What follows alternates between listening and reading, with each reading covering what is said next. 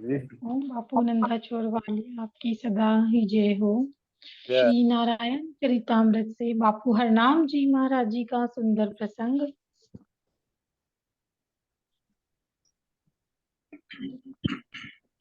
भक्तों के कष्टों को हरने वाले और सबका कल्याण करने वाले, सबके प्रिय हमारे बापू हरनाम जी महाराज जी को हम सबका अभिवादन।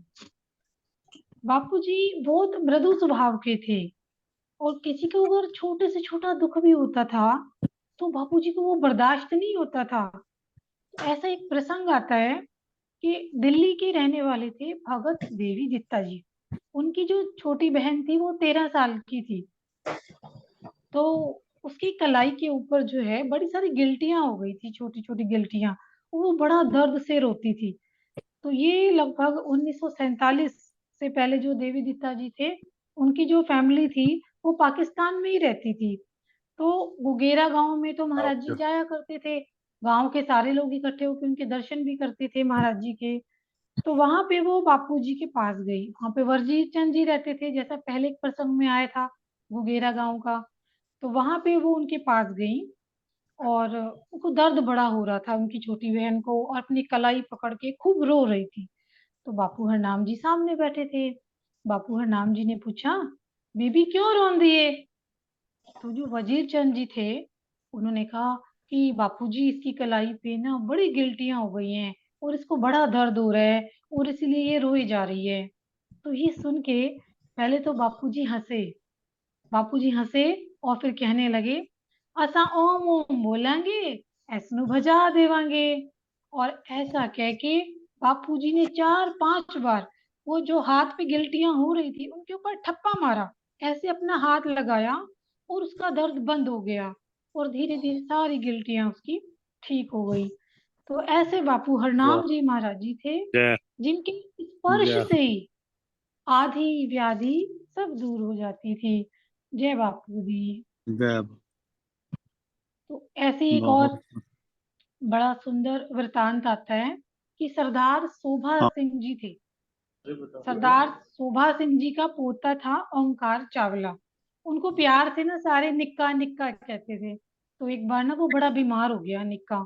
तो वो 1.5 साल का था, उसका बुखार नहीं उतर रहा था।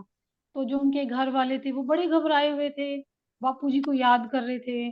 तो इतनी देर में उनके यहाँ बापू हरनाम जी आए। और जब उन्होंने देखा कि भाई निक्के को तो बड़ा तेज बुखार है, तो बापूजी कहने लगे, अरे हम इसका बुखार अभी दूर कर देते हैं। तो फिर बापूजी ने कहा कि बुखार जा छड़ निक्के नु।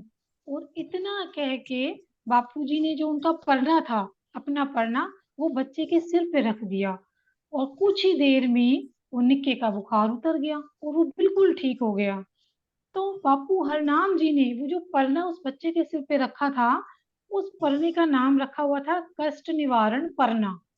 और वो जो परिवार वाले थे उन्होंने बड़ा कहा कि बापूजी ये परना हमें दे दो। फिर बापूजी ने उनकी बात टाली नहीं और वो जो कष्ट निवारण परना था वो उस टोहाना निवासी, वो जो निक्का था जिनको ओंकार चावला कहते हैं, उनके पास है, आज भी उनके पास है। उन्होंने बड़ा बापूजी की अमानत संभाल के वो रखा हुआ है, जिनसे वो ठीक हुए थे जिनको छूकर। तो ऐसे बापू जी की महिमा अनंत अनंत है। जीवा से तो गुणगान संभव ही नहीं है बापू जी की महिमा का। इतने प्रसंग हैं कि जैसे बापू हर भगवान जी महाराज जी है ना, लाखों की संगत है। जिसको भी छुओ, जिसके भी पास जाओ, उसका हृदय अनुभव और प्रेम से भरा पड़ा है। इतने अनुभव उनके पास होंगे बापू जी की महिमा के कि जिनको कह पाना संभव ही नहीं है।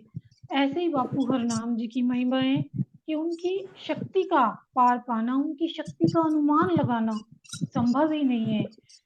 एक बार का बड़ा सुंदर वृतांत आता है कि बापू हरनाम जी महाराज जी ने अपनी कृपा से एक ऐसे परिवार को पुत्र रत्न प्रदान किया जिस परिवार में संतानें पैदा होते ही मृत्यु को प्राप्त हो जाती थी। तो बापू हरनाम जी महाराज जी अपने चौबारे पे छत पे टहल रहे थे। तो तभी उनके कानों में ना किसी के रोने की आवाज आई।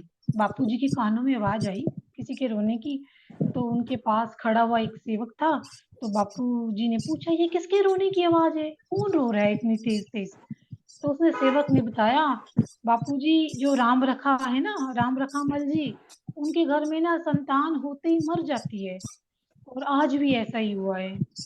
तो ये जो घटना घटी, इसके कुछ समय बाद जो है राम रखामल जी के घर फिर पुत्र उत्पन्न हुआ। जब उनके यहाँ बेटा उत्पन्न हुआ राम रखा जी के यहाँ, तो बापू हरनाम जी महाराज जी ने तुरंत जो धोती उन्होंने पहनी हुई थी, बापू जी ने धोती का पल्ला फाड़ा अपनी धोती का, और सेवक को कहा कि जल्दी जाओ, जो बेटा उनके यहाँ हुआ है ना, जाके उस बच्चे को इस कपड़े के अंदर लपेट दो, इस कपड़े के अंदर जो बापू जी ने अपनी धोती का टुकड़ा फाड़ा था, और इस बच्चे को कुछ नहीं होगा, क्योंकि पहले कई संतानें उस परिवार की मर चुकी थी।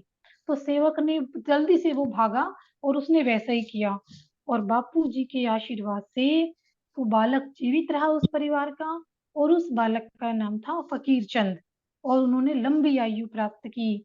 और फकीर चंद का तो बापू हरनाम जी से बहुत स्नेह हुआ था, और वो तो हमेशा बापू जी की सेवा में अब रहते थे। बापू जी की सुंदर लीलाओं के साक्षी थे फकीर चंद जी। एक बार क्या हुआ कि जून के यज्ञ में फकीर चंद जी भंडारे में सेवा कर रहे थे, जैसे सबको खाना बांटते हैं। तो उस दिन रात को जब सारी संगत ने भोजन कर लिया और फकीर चंद जी सब अपने साथियों के साथ जैसे वापस जाते हैं, तो अचानक संगत की एक बस और आ गई, तो खूब सारी संगत आ गई। अब जो बापू हरनाम जी थे, उनके साथ सारे भक्त और आ गए भंडारा करने के लिए, वहीं पे आके बैठ गए और कहने लगे बैठ जाओ, पंक्ति में बैठ जाओ। और उसके बाद बापूजी ने एक जग में जल लिया और भक्तों के हाथ धुलाने शुरू कर दिए। अब जो फकीर चंद जी थे, वो मन ही मन बड़े परेशान हुए कि भाई संगत को अभी तो भंडारा कराया है, अभी तो सब्जी भी बड़ी थोड़ी सी पड़ी है, अब कैसे होएगा, फिर इतनी संगत आ गई, तो अब तो केवल पूरियां ही बची हैं, सब्जी तो है ही नहीं बिल्कुल भी, क्या करें।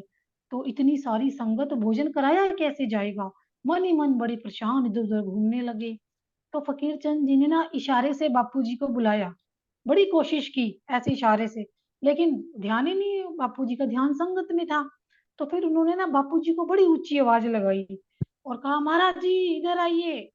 तो बापूजी गए फकीर चंद जी के पास, कहा कि तुम इतनी ऊंची आवाज में क्यों बोल रहे हो। तो फकीर चंद जी ने धीरे से सारी बात बता दी बापूजी को कि भाई सब्जी तो बिल्कुल भी नहीं है, पूड़ियां पूड़ियां बची हैं, कैसे भंडारा कराया जाएगा इतने कम भोजन में।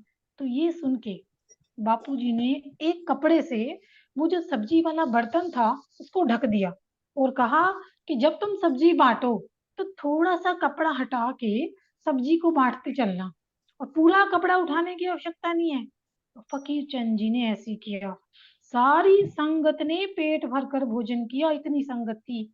और फकीर चंद जिन्हें सारी सच्चाई का पता था, क्योंकि उन्होंने तो खुद बापूजी से बात की थी, ये चमत्कार देख के वो रोमांचित हो गए, और वो समझ गए कि बापू हरनाम जी की कितनी शक्ति है, कितनी उनकी महिमा है, कि उनकी महिमा का पार पाना मानवीय बुद्धि के लिए असंभव है, बिल्कुल असंभव।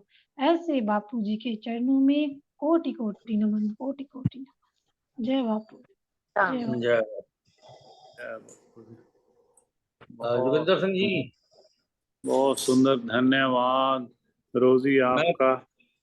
जी खत्म हुई थी ना, मेरे ख्याल से बापू हर भगवान जी के साथ उन्होंने भी ये ऐसा किया था, कृपा रहमत की थी। एक बार शायद रात को संगत आई थी तो उन्होंने कहा भी आप बिना देखे डालते जाओ, और वो सब्जी बच गई थी, सभी को बापू हर दे भगवान के नाल भी भी होई है ना। होई मेरे ख्याल हाँ बापू जी, हर भगवान जी ने भी ਕੀਤਾ ਸੀਗਾ ਰਹਿਮਤ ਦਾ किस्सा, ਕ੍ਰਿਸ਼ਮਾਣੀ ਨੂੰ ਕਹਿਣਾ रात ਚਾਹੀਦਾ ਨੂੰ ਆਏ पर ਸੀ ਲੋਕੀ, ਰਾਤ ਨੂੰ ਆਏ ਸੀ ਲੋਕੀ, ਕੋਈ ਖਾਣਾ ਖਾਣਾ ਸੀ ਉਹਨਾਂ ਨੂੰ। ਹਾਂ।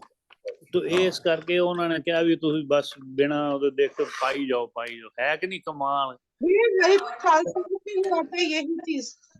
है। कविता की कह रही है, हरिपुर खालसा में भी हुआ था यही, जब वो मंदिर अच्छा। का तो उन्होंने और ऋषि कौन ठाकुर से जी, बापू ऋषि ठाकुर जी ये ने निष्ठा किया रखे था ना हर कि तरह किसी और ने कृपा के की थी, किसने की थी। ऋषि ठाकुर जी से ना बाबू शाजाराम के भक्त जो हरिपुर खालसा में उनकी है। हाँ हाँ, वाह। अच्छा मैं बापू हर नाम जी का भजन सुना छोटा जी। हाँ हाँ बिल्कुल बिल्कुल हरनाम जी का भजन तो सुनाना पैना है किसी ना किसी ਨੂੰ ਸੁਣਾਉਣਾ ਚਾਹੀਦਾ ਹੈ ਇੱਕ ਜਦੋਂ ਵੀ ਹਰਨਾਮ ਜੀ ਬਾਪੂ ਜੀ ਦਾ ਪ੍ਰਸੰਗ ਹੋਏ ਨਾ ਤੇ ਬੜਾ ਅੱਛਾ ਯਾਦ ਕਰਾਇਆ ਮੈਂ ਭੁੱਲਿਆ ਬੈਠਾ ਜੀ ਇੱਕ ਸੁਣਾ ਦਿਓ ਬਹੁਤ ਅੱਛਾ मैं सुना देना ਸੁਣਾਓ ਸੁਣਾਓ ਬਿल्कुल ओम बापू नंदा चौर वालिया आपकी सदा ही जय बापू हरनाम जी महाराज आपकी सदा ही जय नंदा चौर धाम होवे बापू नल में होवा बापू हरनाम होवे बापू नल में होवा नंदा चौर धाम होवे बापू नल में होवा बापू हरनाम होवे बापू नल में होवा चरना विच बैठा रवा दिल दियां गल्लां करां सेवा करां मैं लख वार नंदा चौर धाम होवे बापू नल में होवा बापू हरनाम होवे बापू नल में होवा हर पासे भक्ति वाला आलम जिहा छाया होवे चरना विच बापू जी ने मैनू बिठाया होवे हर पासे भक्ति वाला आलम जिहा छाया होवे चरना विच बापू जी ने मैनू बिठाया होवे करदा ना सेवा तक्का ऐसी फिर कृपा होवे मुक्तों ना अखां चक्का ऐसी फिर कृपा होवे चरना विच बैठा रवां दिल दियां गल्लां करां सेवा मैं करां लख वार नंदा चौर धाम होवे बापू नल में होवा बापू हरनाम होवे बापू नल में होवा मस्ती तेरे नाम दी बापू दिल दे विच छाई होवे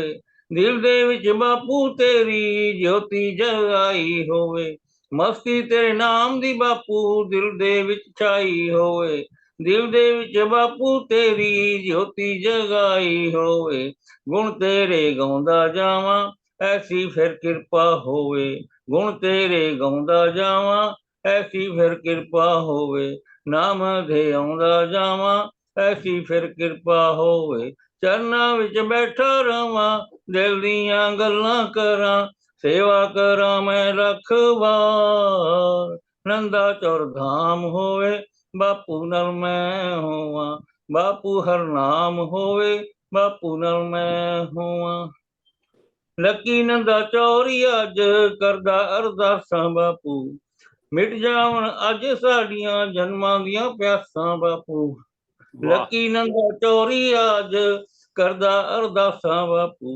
मिट जावन अज साडियां जन्मां दियां प्यासां बापू अपना बना लै मैनू ऐसी फिर कृपा कर दे चरना न ला लै मैनू ऐसी फिर कृपा कर दे चरना विच बैठा रवां दिल दियां गल्लां करां सेवा करां मैं लख वार नंदा चौर धाम होवे बापू नल में होवा बापू हरनाम होवे बापू नल में होवा नंदा चौर धाम होवे बापू नल में होवा चरना विच बैठा रवां दिल दियां गल्लां करां सेवा करां मैं लख वार ओम बापू नंदा चौर वालिया आपकी सदा ही जय बापू हरनाम जी महाराज आपकी सदा ही जय जय जय का बहुत सुंदर नागपाल जी और सारे रिक्वेस्ट हैगी प्लीज